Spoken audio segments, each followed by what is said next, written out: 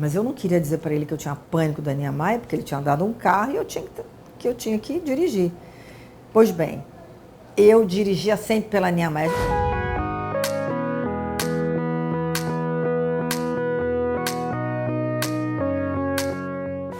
Olá, gente, estou aqui de volta com vocês no nosso encontro semanal, encontro com Márcia Peltier. Eu adoro ver vocês sempre, para mim é um prazer. Estou falando ver porque eu me sinto junto com vocês, né? Vocês lá e eu aqui, mas tudo junto.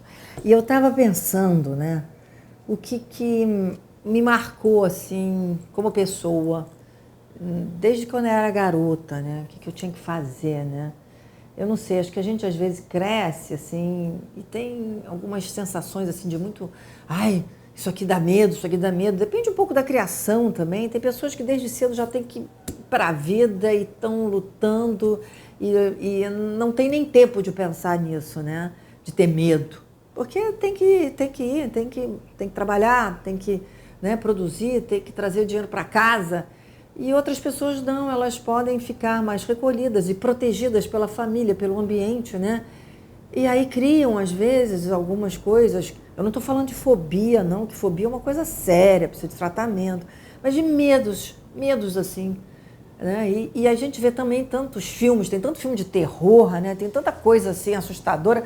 Eu até vou dizer para vocês, outro dia eu fui ver aquele filme Pokémon e achei assustador. E é para criança, né? Nossa, eu fiquei pensando, se eu tivesse 5, 6 anos e fosse ver Pokémon, eu ia ficar um pouquinho assim com medo, tá? Depois teve um outro filme que eu já vi o trailer aí, que vem, que é aquela da Malévola 2. Nossa, parece um filme de terror também, mas é para criança.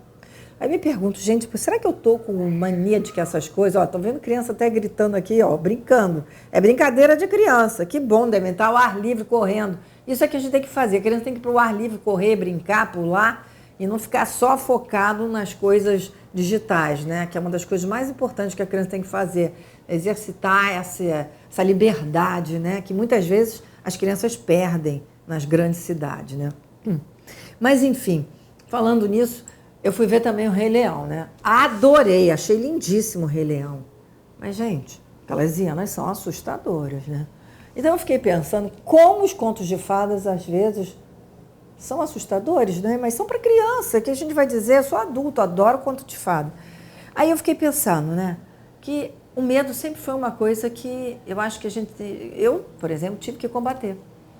Minha mãe sempre disse, você é uma destemida, só porque já pulei de asa delta, já entrei em grutas a 30 metros do fundo do mar, já nadei com tubarão. Tudo isso para quê, gente? Para combater os medos. Parece brincadeira, não, mas é verdade. Isso tudo eu fiz porque eu sempre achei. Tenho medo? Ah, então eu vou ter que combater esse medo. Eu me lembro que quando eu ganhei o meu primeiro carro do meu pai, e ele trabalhava lá na Barra, e eu tinha que ir pela Niemeyer. Não existia ainda o túnel. Eu tinha que ir pela Niemeyer de carro para ir trabalhar com ele. Eu tinha 18 anos. E eu tinha pânico da Niemeyer. Mas eu não queria dizer para ele que eu tinha pânico da Niemeyer, porque ele tinha dado um carro e eu tinha que dirigir. Pois bem, eu dirigia sempre pela Niemeyer. A gente podia ir pelo alto, né? Até aquela autoestrada, né?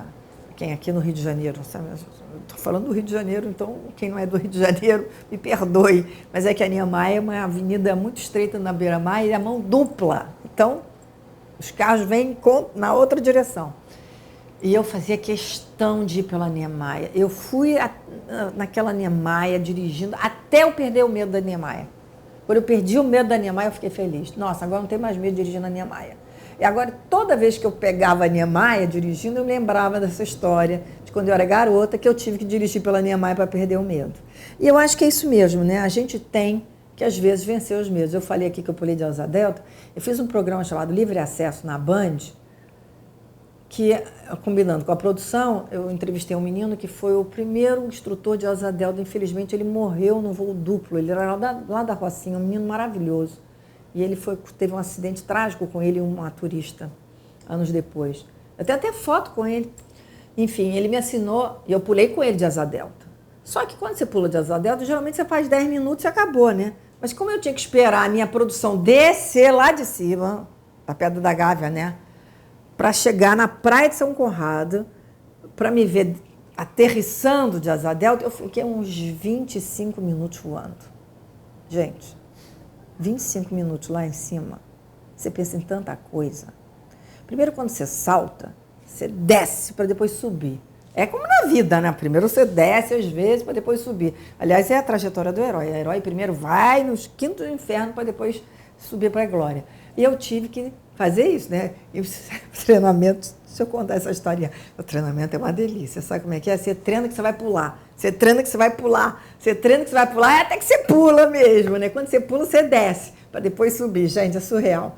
Tudo bem. E eu fiquei lá, e eu dizia para esse rapaz, infelizmente eu não me lembro o nome dele, não vamos descer? Não, pô, tô vendo aqui, a produção ainda não chegou lá embaixo. A gente rodando, rodando. E vinha outra asa delta. E ali em cima eu pensava de tudo. O que é que eu estou fazendo aqui? Ah, não, é a produção, eu tenho que fazer isso. Mas eu tenho 2 filhas para criar. Eu ficava pensando nisso. O que é que eu estou fazendo aqui? Mas tudo bem. Desci, corajosamente fiquei lá em cima. Venci o meu medo de pular de asa delta, né? E para mim, me senti fortalecida. Porque eu acho que toda vez que você vence o medo, você se sente fortalecida. Ai, nossa, cumpri isso, né? Eu tinha uma série de listinhas de vencer medos que eu tinha que ticar. E essa era uma dessas, pular de asa delta. E eu também, fazendo nesse negócio de vencer medos, eu fiz um documentário em Bitipoca. Vocês já foram em Bitipoca? Devem ir. É um lugar maravilhoso. É um parque florestal lindo, é o lugar do lobo-guará, é muito bonito. Hoje em dia tem milhões de hotéisinhos e pousadas e tem um hotel lindo, boutique lá também. Na minha época não tinha, mas a gente foi fazer uma produção lá para a Band, né, do livre acesso, e tivemos assim um acolhimento interessantíssimo, maravilhoso do pessoal todo do parque. E, nossa, no parque eu tive que fazer algumas coisas, né? Eu tinha muito medo de escalada. Tive que escalar. Escalei.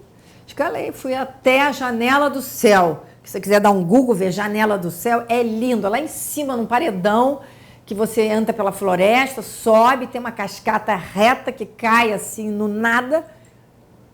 Por isso que é a Janela do Céu. Parece que você está olhando para o nada e cai a água da cascata. Lindíssimo. Ali também entrei em lagoas e em grutas, gente. Grutas de 30 metros abaixo do nível do mar. E uma gruta, uma vez, a gruta era tão escura, tão escura, tão escura, que apagaram as lanternas e eu falei assim, o quê? Eu vou me embora daqui. Eu tive que sair.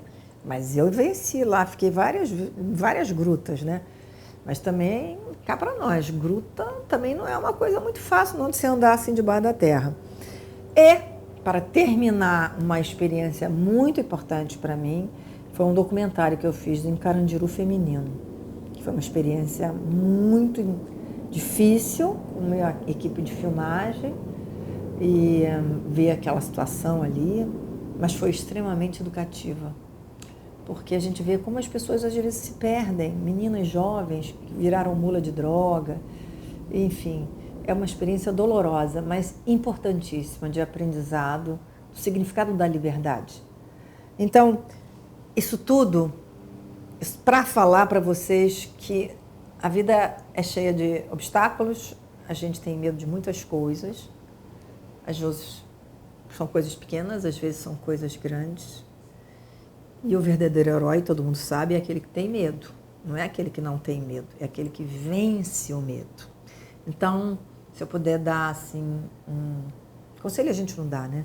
Mas uma palavra carinhosa para vocês é o seguinte: seja o herói da sua vida. Vença os seus medos. Seja ele pequeno ou grande. Eles são importantes para você. Eles vão te fortalecer. Tá bom? Beijão. Ô, Mário, eu falei de passagem só sobre Carandiru Feminino, né? Mas foi uma das experiências mais fortes da minha vida. Foi, assim, uma escola de vida. Um dia eu ainda conto melhor isso, porque foi uma coisa difícil, sofrida, mas altamente esclarecedora. As pessoas precisavam saber melhor, sabe? Devia ter, assim, até documentário em escola para mostrar o depoimento dessas mulheres, como elas vivem e o que elas deixaram de viver, sabe? É uma coisa muito importante mesmo. Uma outra vez.